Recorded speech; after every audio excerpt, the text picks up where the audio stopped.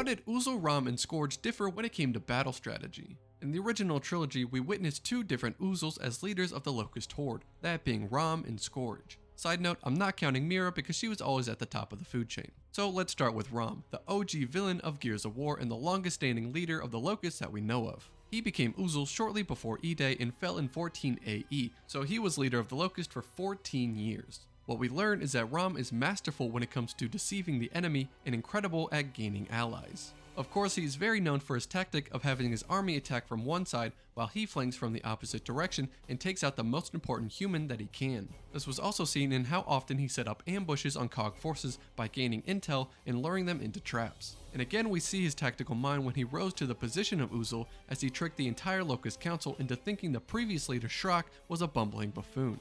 After RAAM finally fell, Skorge took over, but his reign only lasted about 6 months, so we don't have much to work with. When he first appears as we are entering our grind lifts in Gears of War 2, Skorge attacks from the front lines using his supernatural agility to make room for his army. He leaps into enemy lines, causing more chaos which his army can fill with destruction. But Skorge is forced into playing a more defensive role with humanity invading the Hollows, so he leads the Riftworm to sink human cities and falls back to the Royal Palace to defend Mira against Delta Squad.